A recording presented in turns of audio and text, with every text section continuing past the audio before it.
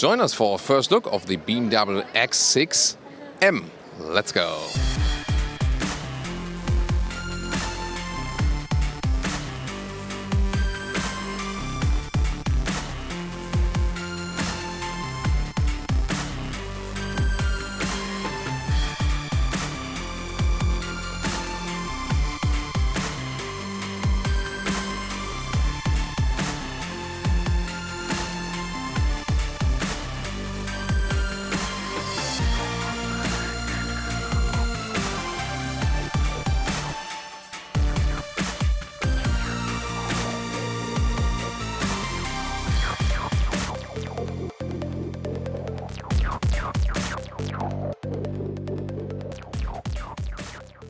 In the front, the X6M has those vertical black fins in the double kidney. In this X6 generation, the all-new one, it can also be illuminated. That's a very special feature. We've shown that to you in different driving reviews we've done with this car already.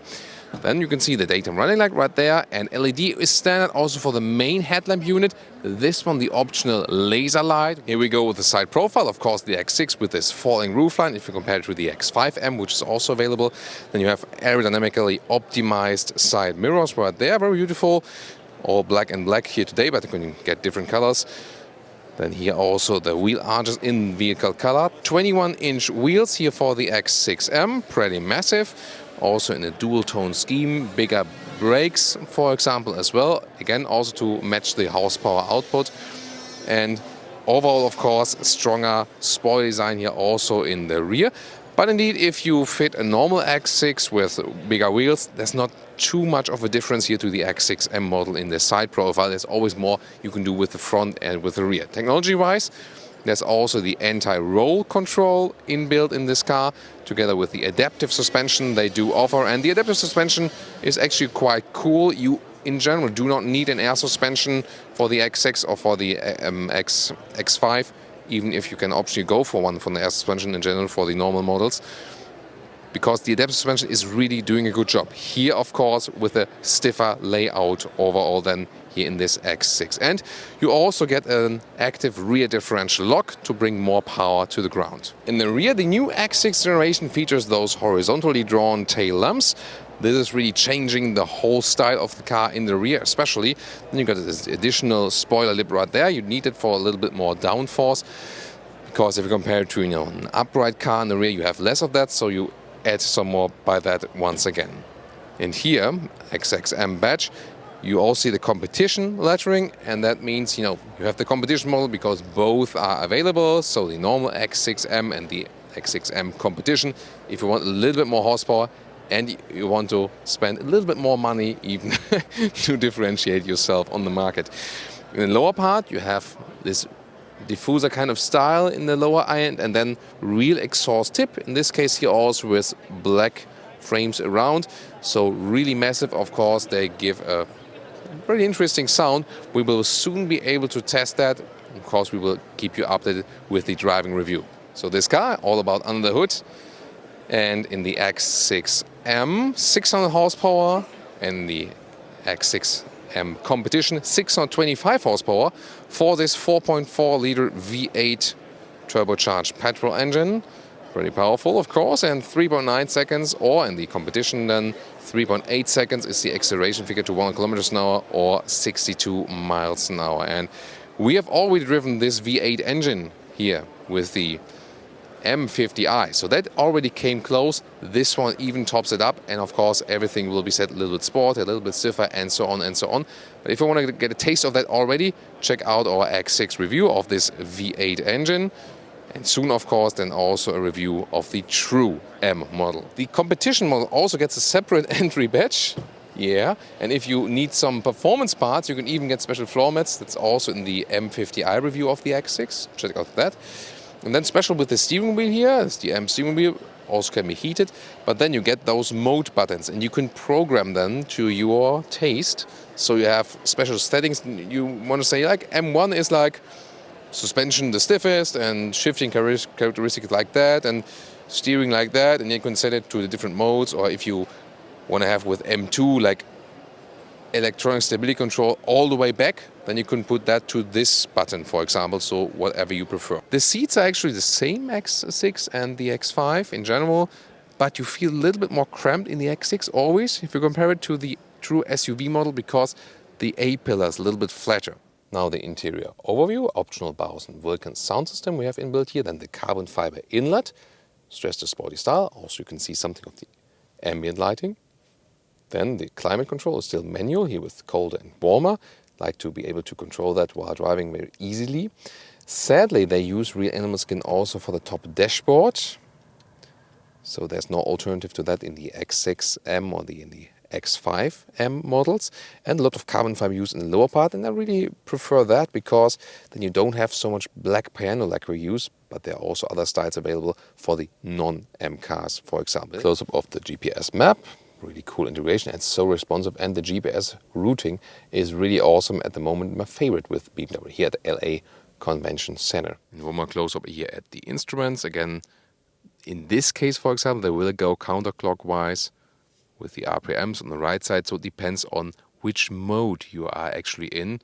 Now let's get here into the rear, and it has a bad package, meaning considering about 5 meters extra length, you hardly have any legroom left, especially with those very voluminous sport seats. The height of the trunk is the true difference between X5M and X6M, or general X5, X6. So you're a little bit limited right here, but considering it's such a sporty and powerful vehicle, you can very well use this car in your everyday driving life. This is the way the top cover works right there. And now to our conclusion for today with the BMW X6M, the most powerful version. We have already driven the V8 and it was, pretty aggressive already. We could actually do a little drifting, even though when we haven't deactivated all the stuff because it had so much power. And this car still really has a rear wheel bias. Even more so when you go to those M driving modes, which set the all-wheel drive a little bit more to the rear, even once more. Then in the front, really strong styling. It still works somehow that it doesn't look too much aftermarket-ish. Strong exhaust in the rear. For the interior, you've got those sportier seats and especially those controls that you have the manual M settings. Sadly, no alternative to animal skin so far. But in general, for all the X6 models, so the product managers really have to work on that. The package is of course not good, as we know from the X6. However, considering it's an SUV coupe style, you still got some decent headroom, especially in the rear. They work on that, and with the new generation, so you got a little bit more space than before. On the cause that their bench falls a little bit backwards. And with a little bit less trunk height, I think you can still live with. So, and if you're interested how it drives, again, check out the M50i review, then you can get somewhat a first glimpse of that. This one here even stronger, and really looking forward how the adaptive M suspension performs, if it's still a good compromise between sportiness and comfort, because people do want to drive this car as their primary vehicle in their everyday driving life. And let's see if that one works out very soon. I hope you enjoyed this review. Also tune into the X5M if you're interested, and again, the driving review we also link in video description and in the comments. And please leave us your comments about this vehicle for today. See you next time. Join us for a tour of the new Nissan Sentra. Let's go!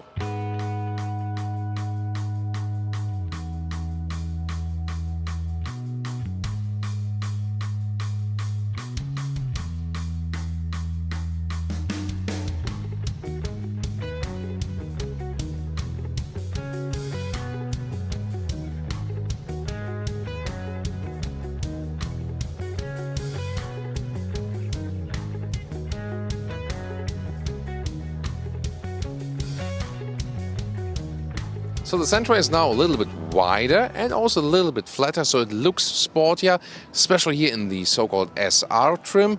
And then this daytime running light together with new LED headlights.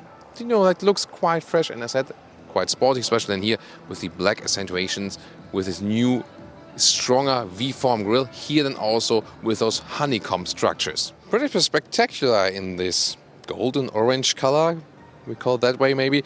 Then also with a contrasting roof you can get there, also black mirror caps, and those are 18-inch wheels, so also quite big for this car, and they make together this sporty look in this SR trim. What else is interesting technology-wise, there's now an independent rear suspension that's supposed to increase the comfort while driving, We'll be really looking forward to drive that car one day also on the US roads. Classic sedan shape in the rear, but here then with an additional wing, SR lettering right there, and a small honeycomb structure styling right here. Before we go to this actually quite nice exhaust here, it's not too big engine, but it looks quite powerful already from rear end with a modern signature here for the lights. Engine choice actually quite easy with this car. We're not allowed to open the hood here today, but I can tell you more about the engine. So they go from a 1.8 liter up to a 2 liter engine now, petrol engine. So a little bit more displacement. You know, there's no replacement for displacement. And even in an environmental sense, downsizing doesn't always make sense. Rather a little bit more displacement, but maybe less horsepower tune, for example. But in this case also more horsepower, now at 150 horsepower. And you drive with an automatic transmission, which will be a CVT.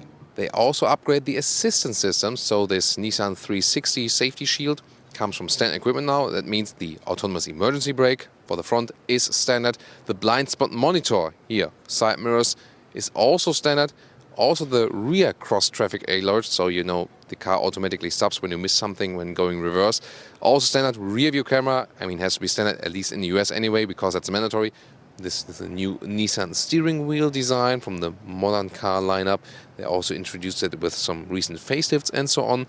And then those seats, they're also a little bit sportier, also with then, you know, those orange contrast stitches. And I was told earlier by a product manager that those ones would be the leatherette seats here in the SR trim. And indeed, it's really amazing. This one here is such a high-grade leatherette, so it feels very soft just from the surface. No one could tell difference if it's now like, you know, animal based or not. So a high grade one, really premium style. I can just recommend it. So and again, if you wouldn't know it, I really had to check twice that they are really, you know, telling me the truth. So this is also one of the examples that you can get really cool, sustainable and animal friendly high grade leatherettes. And you can also get with, you know, with a basic fabric trim that's also possible for the animal-free option. So then, electric seat control here, manual for the steering column. And I mean, this is not a super expensive car. Therefore, you also see and feel some things which are, let's say, rather basic. But they definitely stepped up the game here already, and seating position is actually quite comfy. It's a normal low sedan seating position. I'm 1m86 or 6'1". Interior overview, quite stylish. You have this V-form here also in the interior, then some soft touch and then round turbine vents style. So this creates a little bit sportier atmosphere here. The climate unit here with a nice clicking sound. So you get this new 7-inch touchscreen. Here you can see with a cable connection for the CarPlay. Android Auto is also possible if you're, you know, going with that. So see here, the CarPlay integration is quite well done. And now to the rear seats. Here we go. And when I'm driving as a tall driver, I exactly fit behind the seat. Just put a hand in front of my legs. And headroom-wise, although it looks quite sporty from the exterior, it works quite well. So I can also put a hand over my head. So what about the trunk area? Yeah, I mean, this sounds a little bit weird when you open the trunk. A little bit loose also. And you see here, it's actually quite wide, but then there's a lowering sill and hard to see here, but actually you have some decent space because not too much space is being wasted. Well, now the other interior trim, the SV, what I found quite nice is that we have a bright color here that looks quite fancy. Also with the seats, so interesting color choice. However, those ones are in the premium package here with the SV are the animal skin seats. And now to a conclusion for the day with the Nissan Sentra in this new platform generation.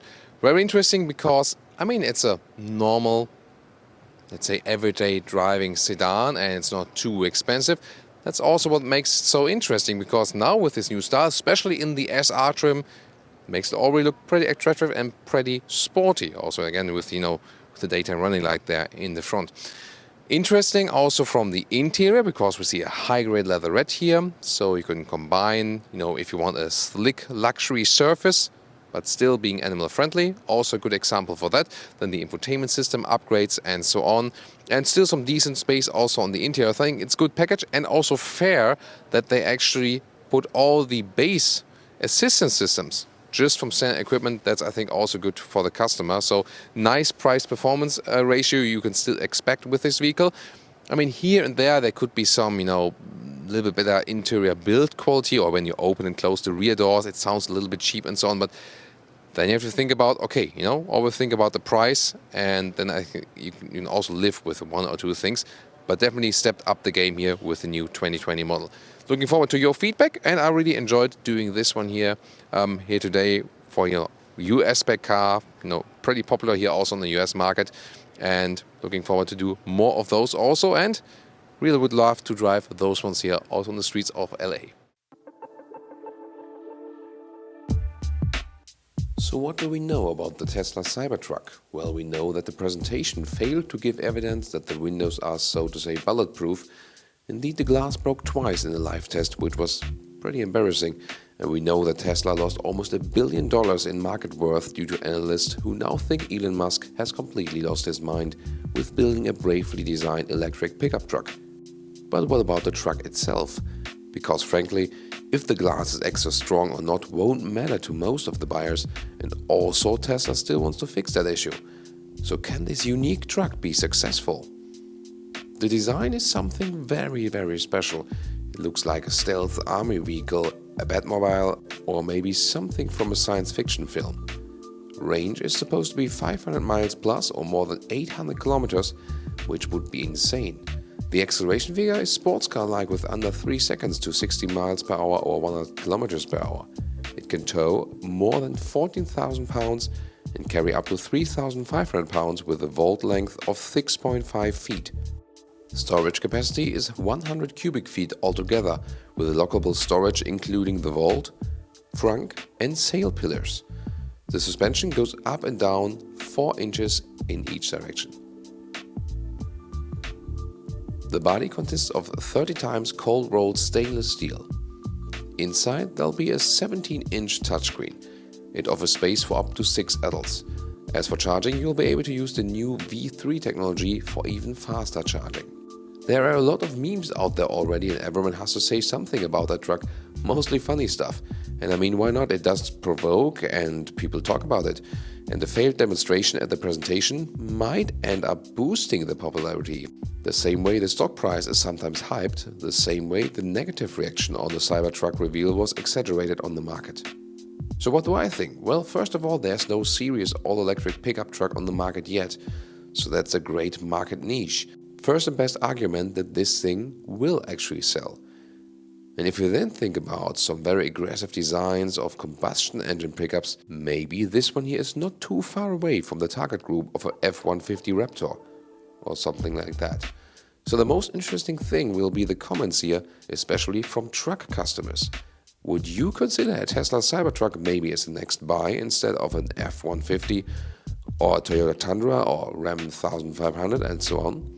I think, well, why not? Elon Musk has brought electric revolution to other segments so far. We rather expected a Tesla Model X-like truck, and that would have also worked for sure. Is it better when it looks like as for Mad Max now? Hard to say. Probably the more conservative variant would have been easier to sell.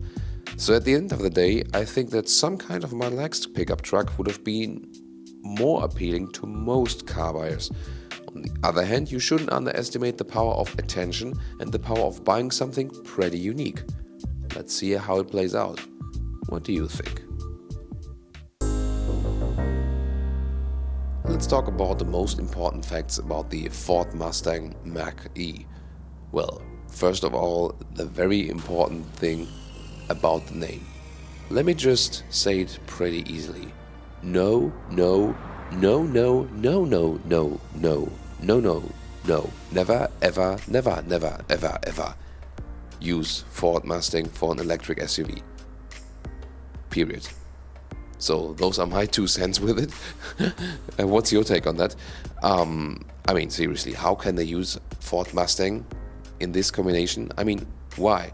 They could have used maybe like a Mustang logo in the front. Why not? And then argue, yeah, it's like a sporty heritage and something. But just call it Ford Mach-E and that's it, or whatever, But why shall they complete the name with Mustang in it? I think it does not make any sense at all. but that should actually still not distract from the fact that it's a very interesting car, featuring a 75.7 kilowatt hour battery, or even a bigger one on choice, 98.8 kilowatt hours. So Tesla sizes for the battery, and the range for the bigger version will be supposed to be 480 kilometers or 300 miles. DC charging will be up to 150 kilowatts, and you see there are not so many electric SUVs on the market yet, so this will also fill in quite well on the market so far.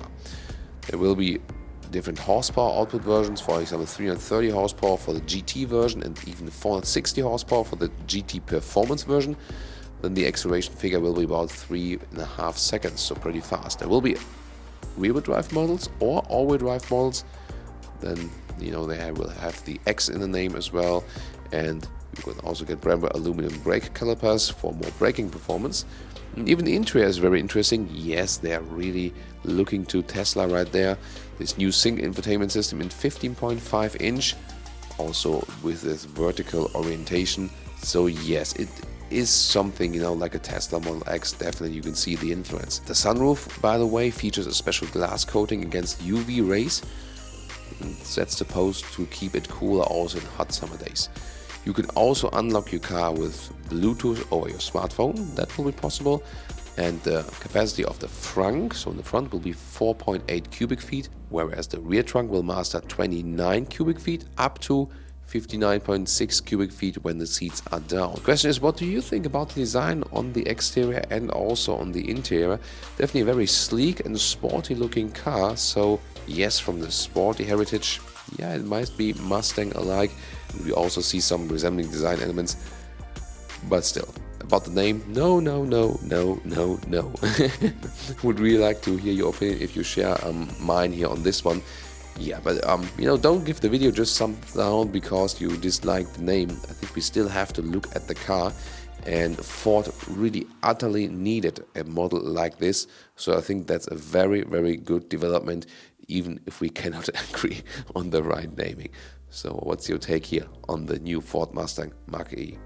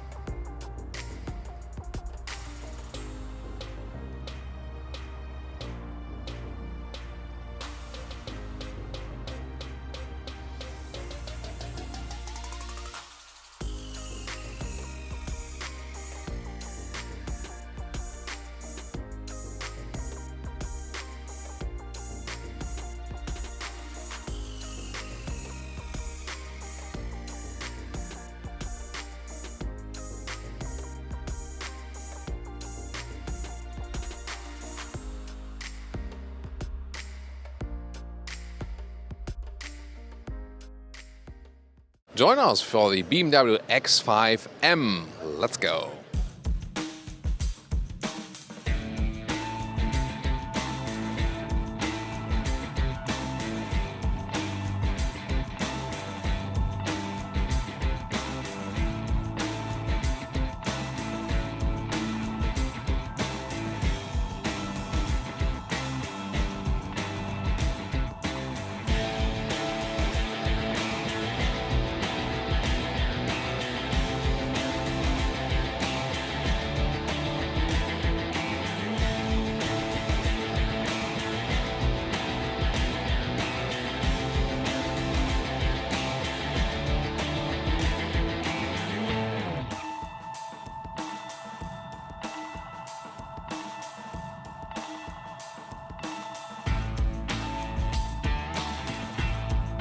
The X5M in this generation here also features the bigger double kidney in the front, black frame, and Also those black vertical fins in there, and they're always open, whereas the base X5 has those adaptive air intakes in the double kidney, but here you maybe need a little bit more cooling. Also the side profile, just beautiful in this color.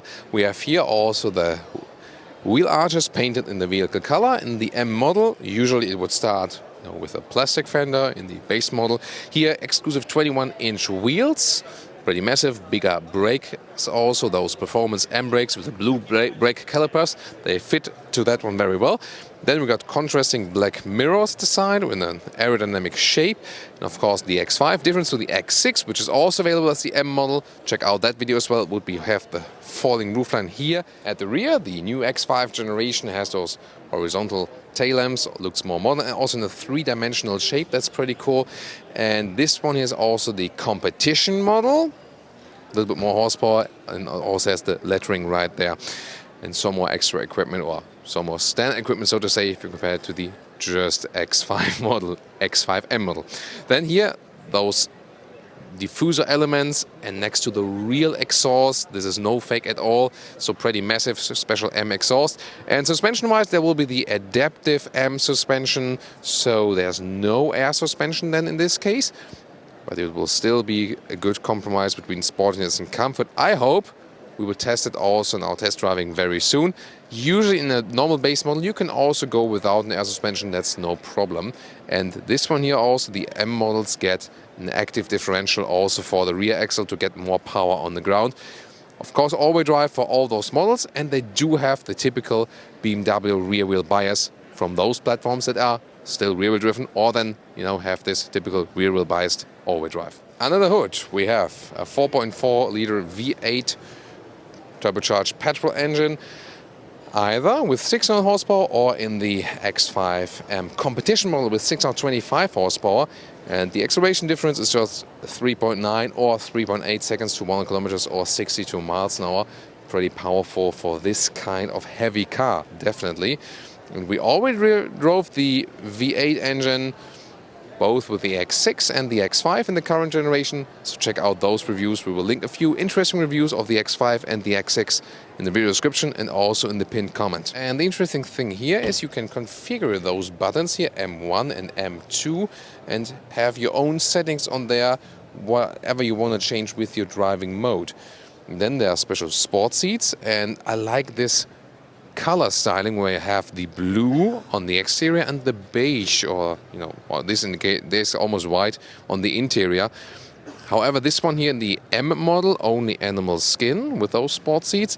A normal BMW X5 can also be bought with sensor tech, that's animal friendly, leather red. Also in different colors, usually in black and beige, so that would be my tip for usual X5.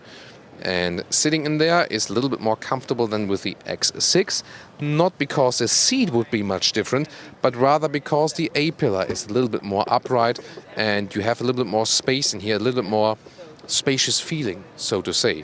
That makes it a little bit more open, a little bit more, cozy, definitely in the X5 to me. It's just, that you have this feeling. The seat can be controlled in the various electric ways, also just the top part of the seat, for example, and it's a really good comfortable seating position, so also on long journeys you're feeling fine. I'm really looking forward to test this one here in person. Now to the interior overview, where again we have this cover. Actually, it looks quite nice, but it feels a little bit cheap, I don't know, but the LED ambient lighting, that's pretty cool, especially here in the blue color, also in the lower end here again with the X5M badging. Also, the blue car is being shown in the, in the widescreen format. This is, by the way, a standard setup. They don't offer anything else for this car. Sadly, animal skin cover for that. Usually, you can also get a sensor tech cover. That would be a little bit more sustainable for the top dashboard. Still some menu controls here, for example, for the temperature, like that, and also for the volume control with the metal knurling around. Then you've seen the steering wheel already in compact size with the special mode buttons right there. Also shifting pedals are available, heated steering wheel. In the lower part you got the special shifting lever, also with the transmission controls and the red start-stop engine button. And this lower part, by the way, can slide open for inductive charging pad, Apple CarPlay wireless connection, and also some USB-A recharging and heated and cooled front cup holders. So, and then in this M menu, a special one, you can configure actually everything right here. And there you can see this one does not have a two-wheel drive function, not a rear-wheel drive function like with the M5 or M8. But that's totally fine for an SUV, you know. But 4WD Sport means it has, you know, different emphasis. Here it's more even, and here less on the front wheels, but more bias on the rear wheels. So you can set that, for example, then to your special button, and of course all the other commands you have in here. I really like it when in the instruments you'll get the actual color of your exterior car. Well, maybe not 1-to-1, but at least it's blue, you know.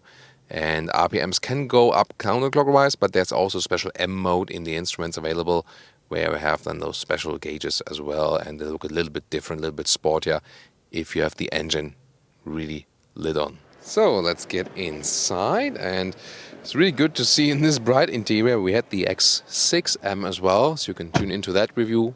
We have the darker interior, but here you can very well see what's going on. The package is not really good with this vehicle, so you don't have too much legroom, although it's not a short car.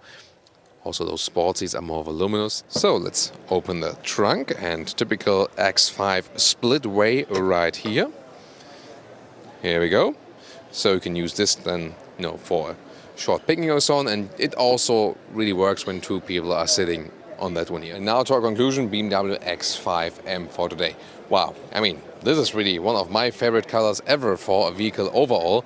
So very beautiful, and all this color combination, the blue on the exterior and the white on the interior, that's just marvelous. Here the M model, of course, a stronger styling, stronger sense on the road, but already the normal X5 looks quite strong nowadays with this new generation. You have a little bit more room inside also in this new generation if you compare it to the predecessor X5M, and also more power under the hood, especially in the competition model.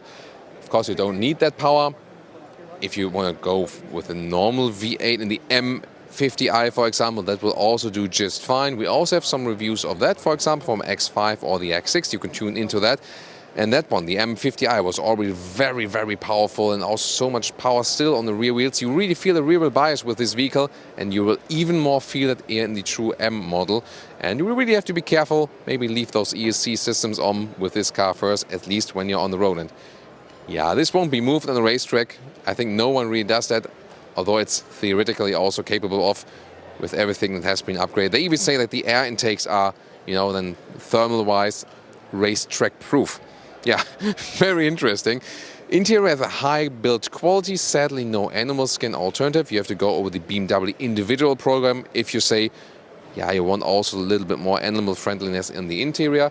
And it's really interesting, especially on the motor show and when I'm, you know, traveling here in Los Angeles and California. So many people approach me and tell me, yeah, you know, I'm also a car enthusiast, but I also love animals. So I really think this approach is really cool that you raised this this topic. So it's really good that I also get the, you know, very positive feedback of that. That really means a lot, really cool. So other than that, this X5 is very usable also in the trunk space. That's also an advantage if you compare it to the X5, you know, with the limited height and so on. If you think about X6M or X5M, I would always go with the X5 in general. I really also like the recent X5 PHEV model. Tune into that review if you're interested in maybe just, you know, looking that one here for some beauty shots and for like, oh, that's cool. But really buy an X5 and you rather go with the normal, you know, 40i, for example, also then with the PHEV. Tune into those reviews. We all have, you know, we almost have the whole model range of those cars available. Just use the YouTube search, for example. Always type in Autogefühl BMW X5, then you'll find everything. And we will always link interesting videos in the video description or also in the pinned comments. Now please also tune into our comment section and discuss this vehicle here with us. Which one would you actually go for, X5 or the X6? Tune into that review as well. And what do you think about the approach in making such a powerful SUV here? Definitely can keep up with all the competitors now, as for the power figures and also, of course, with everything else. Thank you so much that you tune into this party and also tune in to more videos from the Los Angeles Motor Show. Join us for a comparison. Mercedes AMG GLE 63S versus the Mercedes AMG GLS 63. So, let's go.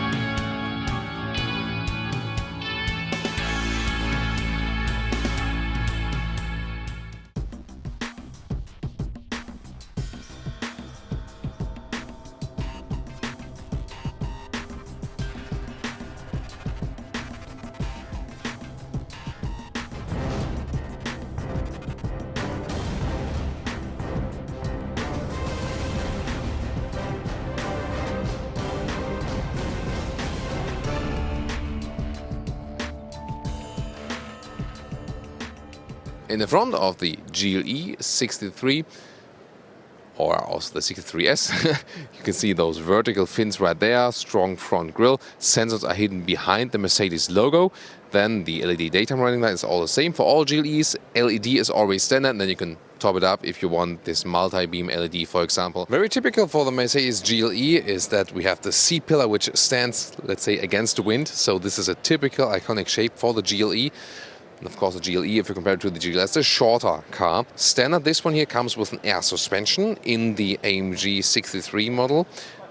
But it's a little bit stiffer from a setup. And when you go faster than 120 kilometers or faster than 75 miles an hour, then it goes a little bit more down. And also when you go to a sports mode, then it also lowers a little bit to be more aerodynamic and so on.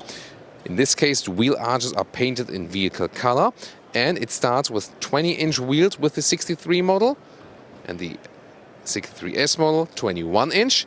Those ones are the optional 22-inch. A modern tail lamp signature here in this new generation of the GLE. And the same, of course, goes for the 63S model in this case. They have a special S right there. Well, those exhaust tips on the outside, they are indeed just for view. The real exhaust on the inside, that is different, for example, with BMW, who also have the X5M and the X6M here on stage on the Los Angeles Auto Show. So we have a 4-liter V8 bi-turbo under the hood with either 571 or 612 horsepower in the S model. There we go. Well, the cover has an AMG cover, yes, but I think it could be a little bit more beautiful. Hand-built engine, so by one guy. There's also this badge. This guy is called, I think, Volker Haag. Yes, he built this engine.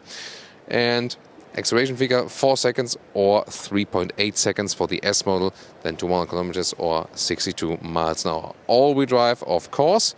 And it's a variable all-wheel drive, has a little rear-wheel bias as well, and then it can also shift the momentum, rear and front wheels depending on the situation. In the front, the GLS 63 AMG, and there's no S model, because this one here already has the full horsepower output, just to say in advance. So in the front, has a little bit bigger front grille, and then, but again, this vertical fins right there, the same AMG styling. The multi-beam LED, so the more extensive LED option with the high beam function, come as standard with the GLS here.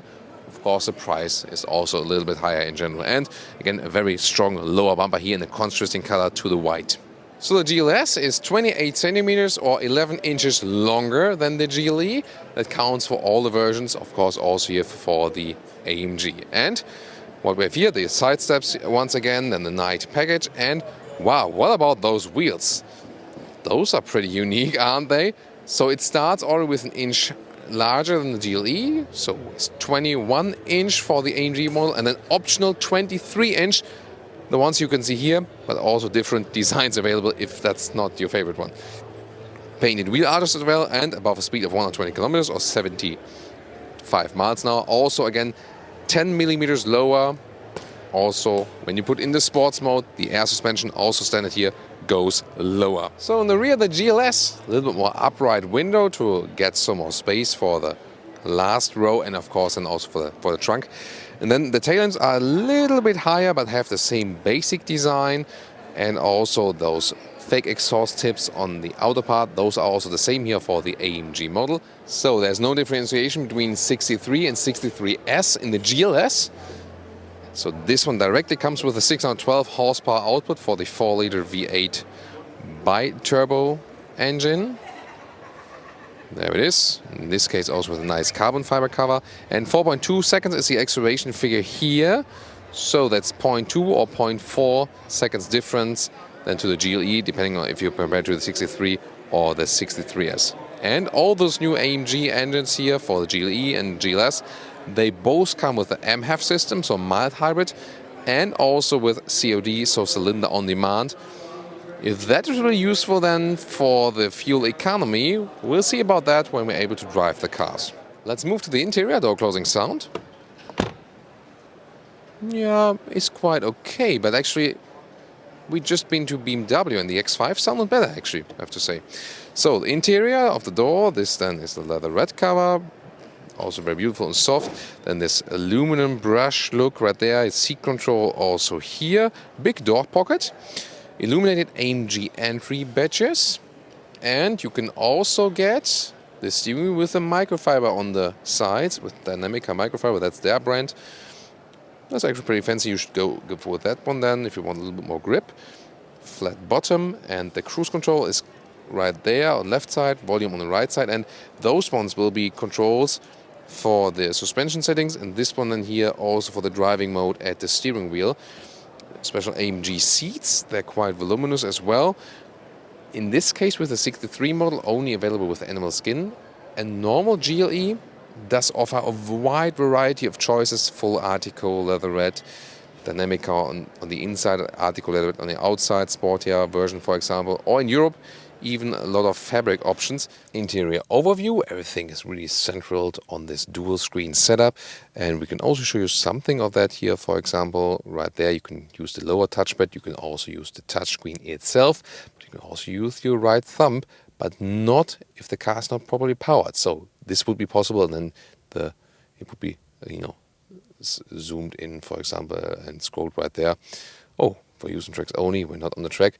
But there are actually like even some telemetry options here for the AMG model and so on, and AMG performance gauges when the engine is on. Again, if you want to see more of the touchscreen, then definitely tune into a full review. So getting in the rear of the GLE. Here we go, and there's now in this new generation more legroom than before, plenty of legroom.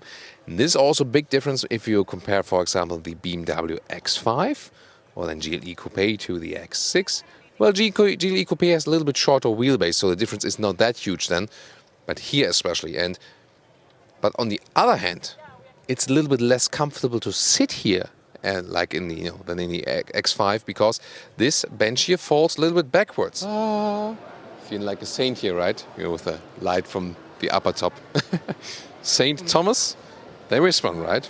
Pretty famous one. So let's open the trunk, and here we go. So, pretty well usable, definitely. This lower part offers some more space, for example, also for a replacement tire if you like one. If you have the air suspension, you can also lower that one just a little bit. Now let's get inside the GLS. Oh, the door handle here. I mean, some of their prototype cars here, but there's like a gap here at the door handle. You know, at Autogefühl, we pay attention to every detail.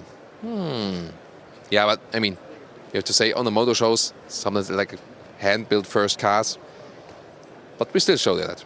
So then, interior of the door, it looks almost the same as in the GLE. In this case, we have here the carbon fiber inlets. You can also get the Burmester sound system, huge door pocket, and interesting is that here's the one without the Dynamica, but with the microfiber is actually better.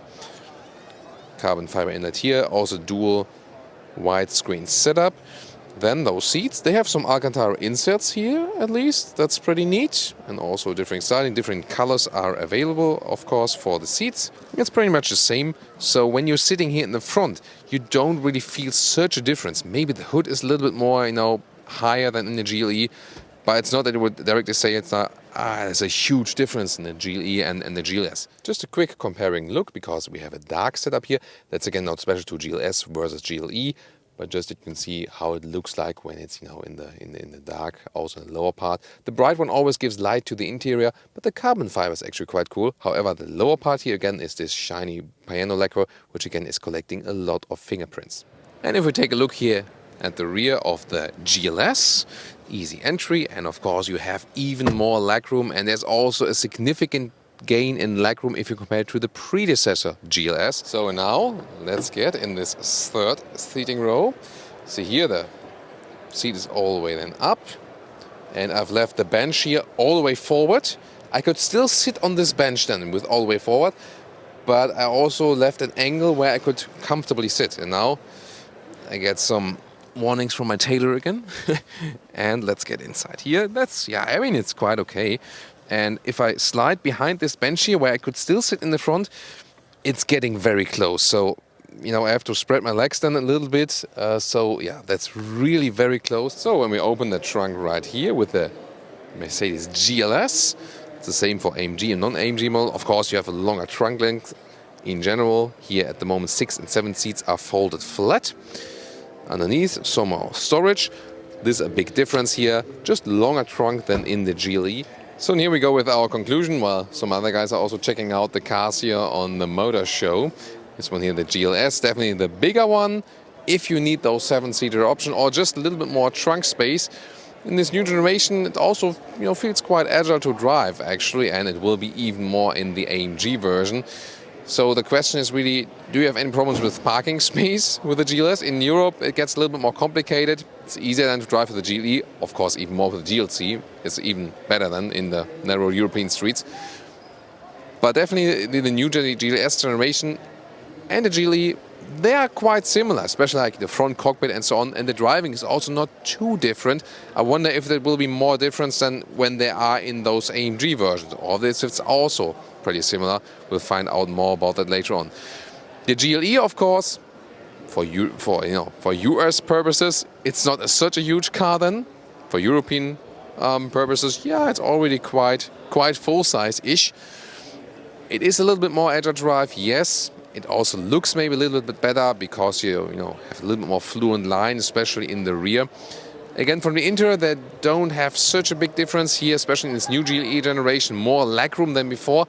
Also, if you think about the other premium competitors, really leading in the legroom segment here.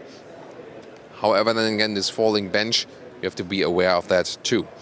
So, I think, price-wise, yes, the GLS will be even more expensive.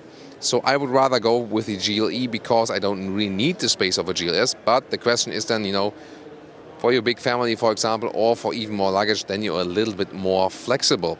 So both cars come quite close in a way. Also power-wise, told you earlier, there's no S version here of the GLS, but there's an S version for the GLE. Yeah, if you go for the 63 or 63S, this is usually a little bit customer rip-off, to be honest, because you pay so much more money even just for the S version, just to get a little bit more horsepower, a little bit more equipment here and there. So I think you should really decide between the 63 models, GLE or the GLS. What do you think, What's the right one for you? Please leave me your feedback. And it was also very interesting to compare today when we think about the BMW X5 or X6M. Because we've seen that interior-wise, BMW is leading at the moment, their interior build quality-wise now. They also have a completely different style. The style of the Mercedes from the interior, a little bit more sensual, definitely. The BMW style, a little bit more drawn back and sportier. Also, the seating choices are way sportier. So it's also interesting, this market position where Mercedes more goes into this like classic comfort level. And also here with the air suspension, whereas BMW goes more in the sporty direction and goes for the M model standard with the normal adaptive non-air suspension. So pretty interesting what they do, and also interesting for you to see and definitely compare also those other videos we have here for you today.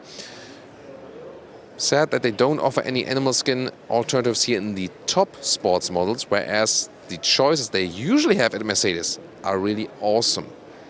Power-wise, this one will be more than you ever need, definitely. It will be more fun to drive, yeah, because of the acceleration. But there are also, other interesting models. For example, those 3-liter 6-cylinders are actually pretty decent. We've driven the 450, so a GLE 450 would be a nice one. There will be a petrol PHEV coming up as well. And we've already driven the diesel PHEV, which would also very interesting, definitely. With a big battery, they have put in one of the biggest for a PHEV car on the market at the moment. So, a lot more to hear and see about the GLE and both of the GLS. Tune into those videos, linked in the video description and also in the pinned comment. And now please leave me your comment as well. Which one is the one for you today? GLS or GLE in general? And especially if you think about the AMG versions we've shown to you here today. Thanks so much for tuning into this episode. The Audi e-tron Sportback, the electric SUV, even a little bit more spiced up. Here, join our Autogefühl tour from LA. Let's go!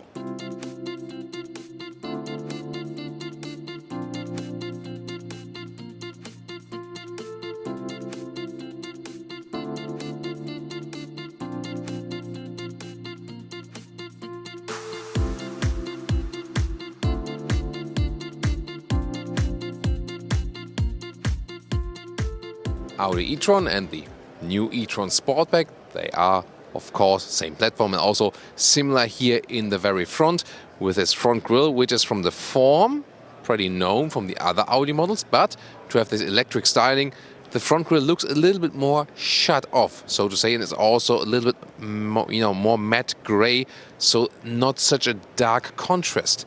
Still a quite sporty lower end right there, and this so-called plasma blue is exclusive color to the e-tron Sportback. And interesting is that you also start with normal LED lights, then optional you can get the LED matrix, and the newest thing is here, those ones here, LED with digital matrix light. So what's that? There are actually some micro mirrors inside the lights, which then can, lead the LEDs even more exactly, that, don't blind anyone else, but also that you can basically mark a lane where you are driving, that only your lane is actually illuminated very well, and you could think about even further use, for example, to mark something on the street for the driver and so on. So a very interesting new technology piece. 4.90 meters or 193 inches. That's the same length than the normal Audi e-tron. The main difference, of course, is the rear silhouette, where we have this falling roofline and this coupe style.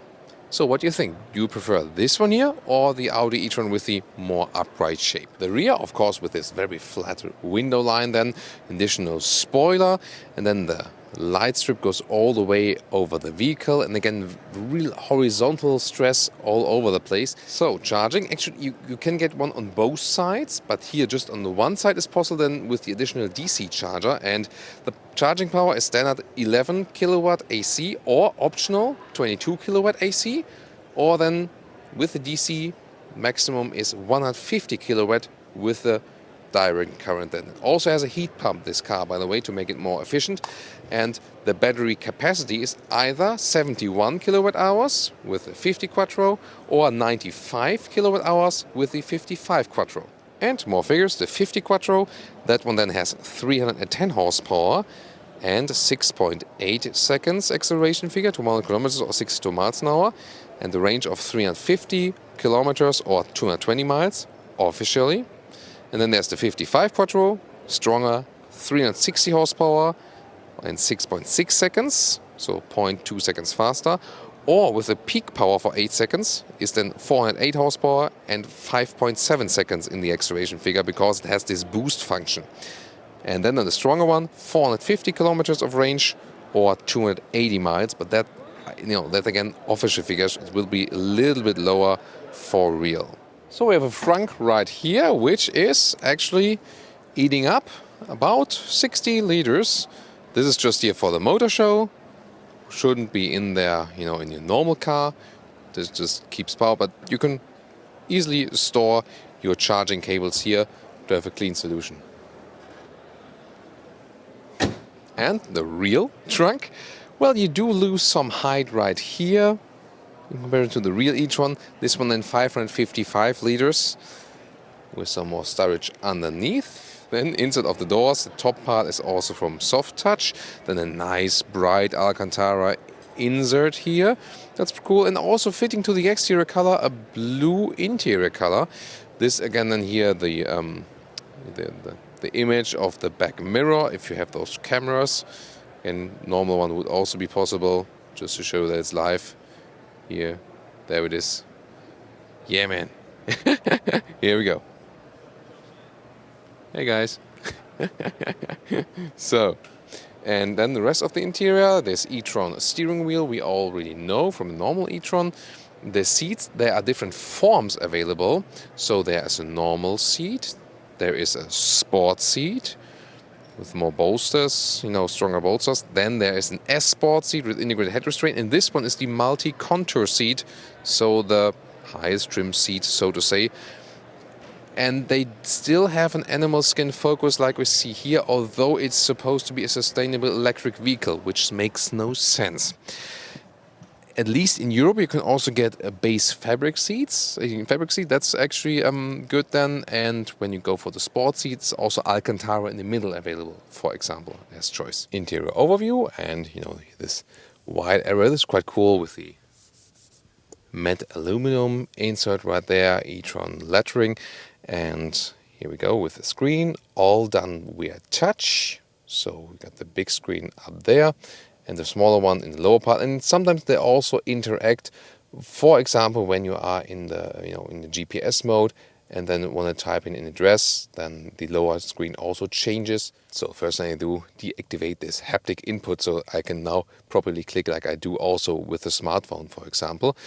Audi Drive Select is always interesting. The different driving modes will also raise or lower the air suspension, for example, then the GPS with a good view here on the convention center and the stable center as well, downtown LA, guys.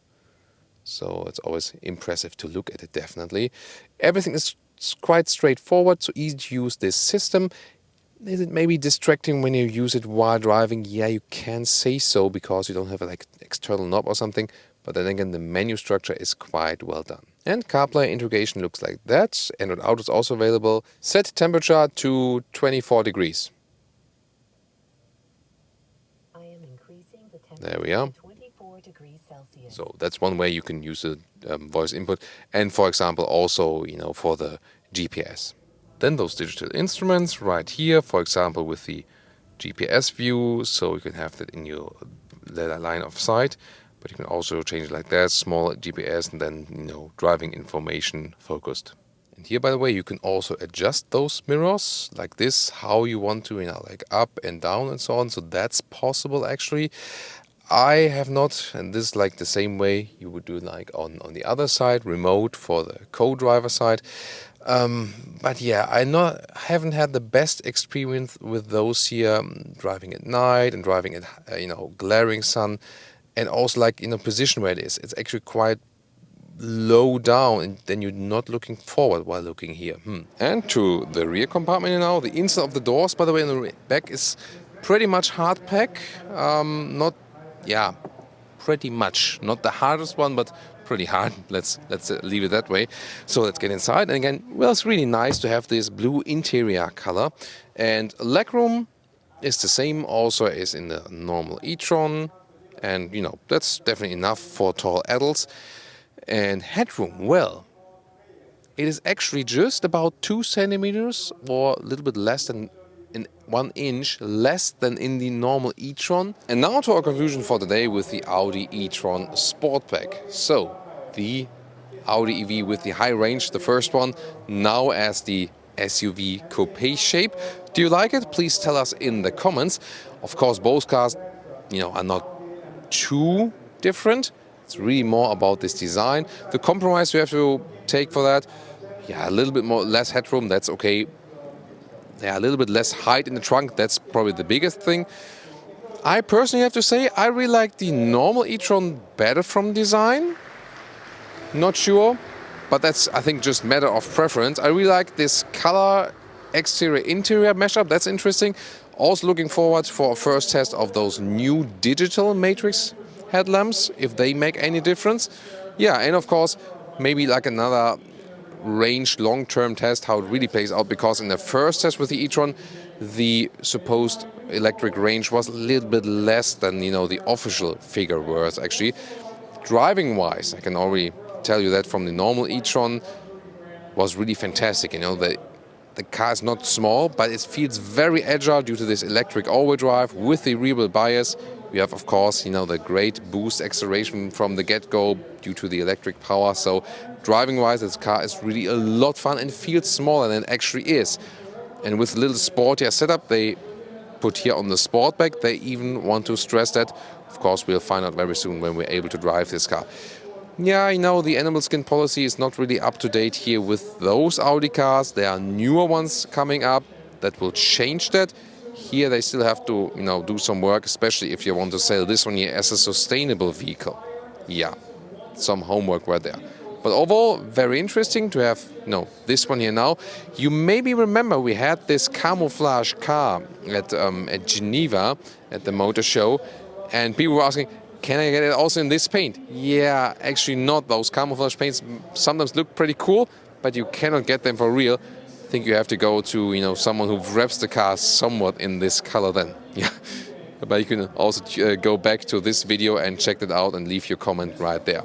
So I hope you enjoyed this insight here today. we try to bring you even more electric vehicle reviews step by step. Of course, follow also some other news here from the LA Motor Show. Join us for a review exterior interior of the BMW M2 CS. Let's go.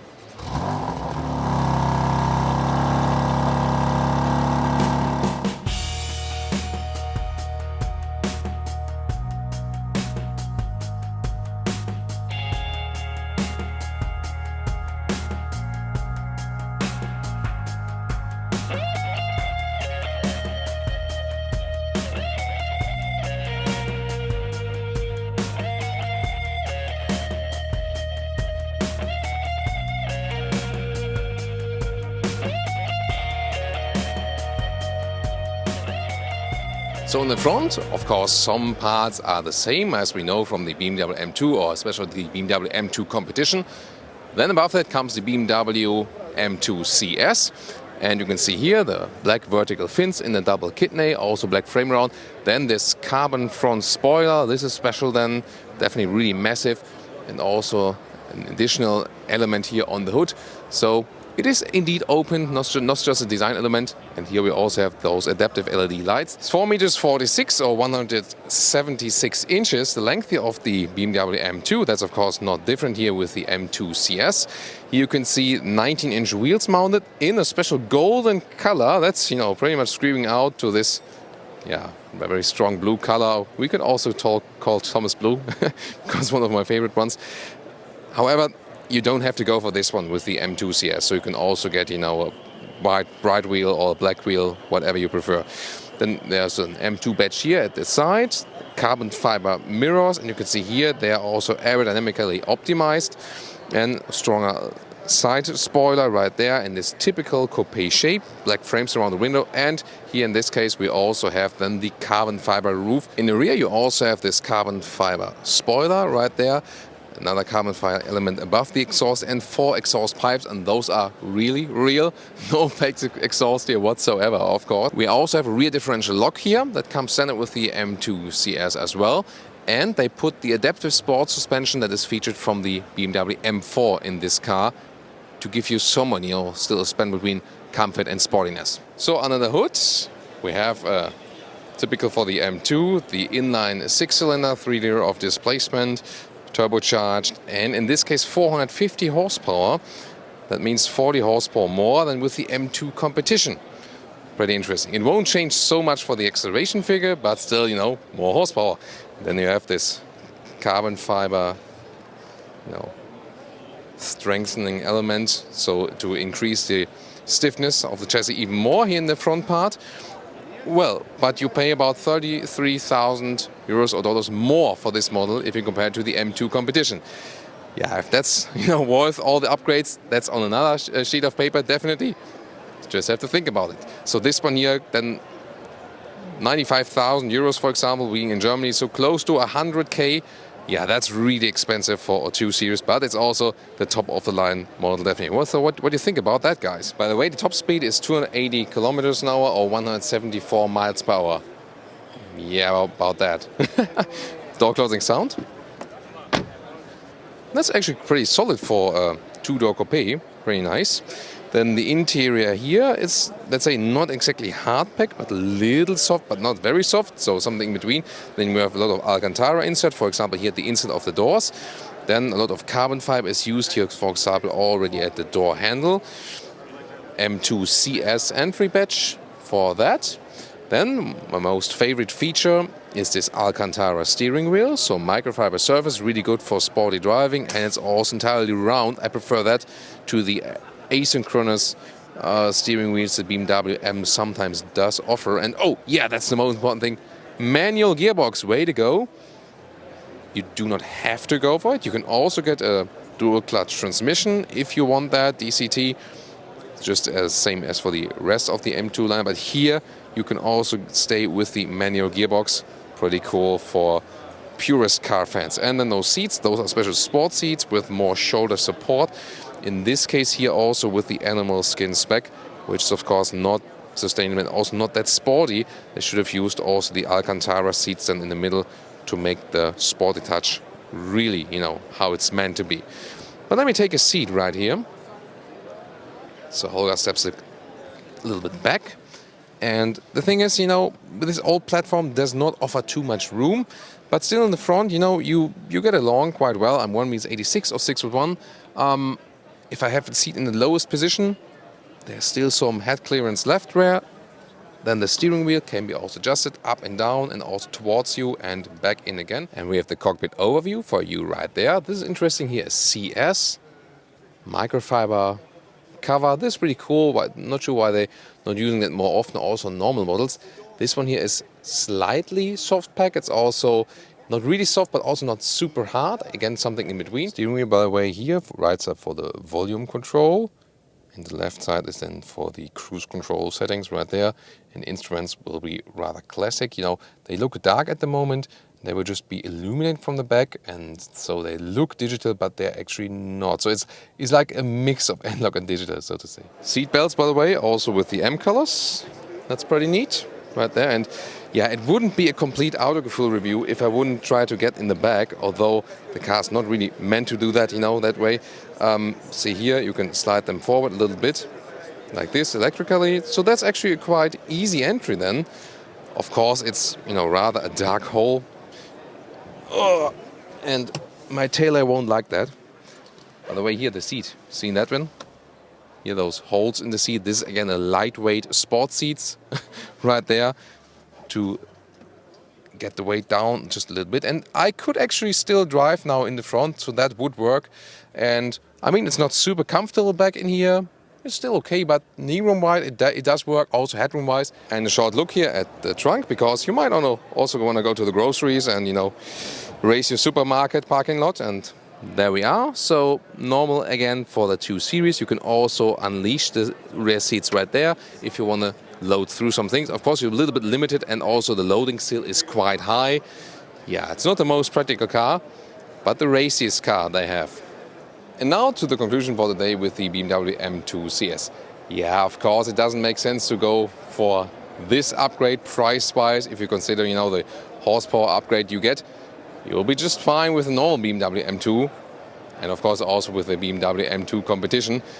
So yeah, this is just, top of the line if you don't care about the money, if you want the sportiest M2 there is, without going to the real racetrack car. So this one here, of course, you can still get the license plate for. That's probably the most important thing then here. Do you like that approach? And would you actually go for the extra money? Yeah, just a few guys will be able to afford that here for a 2 Series BMW. What's actually true, and I agree to the product manager there, that this one here, the compact car, is really rather the core of the BMW M brand, because the big cars, they're just too heavy to be, in this very sporty heritage from BMW. And, the legendary cars were not necessarily the most, the biggest ones and so on, and the one with most horsepower, but rather the ones that were really sporty because they were the most compact ones. So pretty interesting. Design-wise, it still works somehow also on the street. Of course, it looks a little bit aftermarket-ish if you compare it to the normal M2, yes. So the normal M2 would be a little bit more subtle, more elegant, but that's up to you what you prefer. This one here, as I said, still on the old platform, and as far as my information goes, even if they didn't want to admit that here yet, that the all-new generation will still have the rear-wheel drive, because they will still feature it on the 3 Series platform, then on the new 3 Series platform, whereas the Grand Coupe of a 2 Series is featured on the 1 Series platform, then also with the front-wheel drive. So this will still be the differentiation. So what do you think? Give us your feedback, and also tune in to other 2 Series reviews of us. We also have the new 2 Series Grand Coupe as 235i. Not driven yet, but maybe if you watch this video at the later stage, then we will have driven it.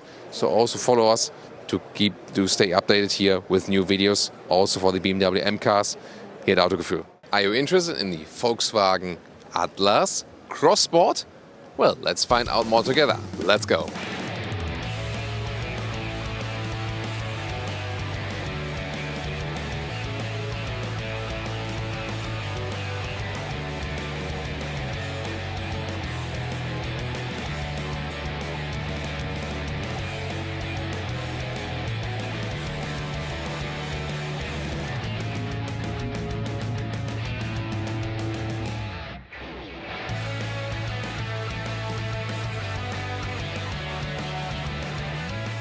The Volkswagen Atlas is meant for the US market, and it's also built in the US in Tennessee. And Atlas and the new Atlas Cross Sport, they look pretty similar as for the front grille, pretty strong stance, rectangular design.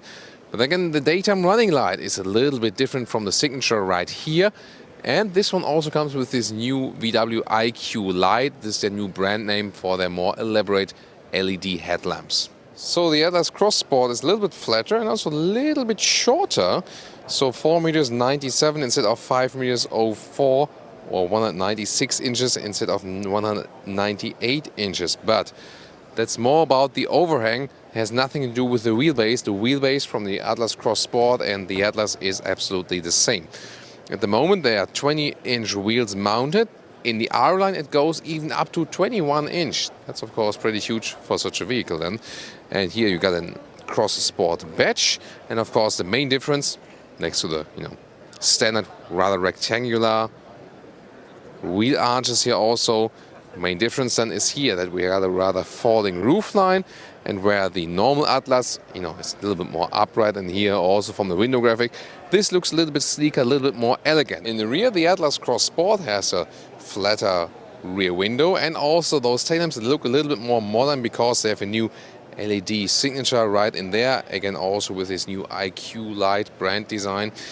This one is, by the way, the SEL trim. We also have a little other trims and colors here on location showing you very soon. So what about engines? You either get a 2-liter 4-cylinder turbo petrol engine with 238 horsepower, or this one here, the 3.6-liter V6 with 280 horsepower, the stronger one. That one then suitable for 2.3 tons of towing capacity.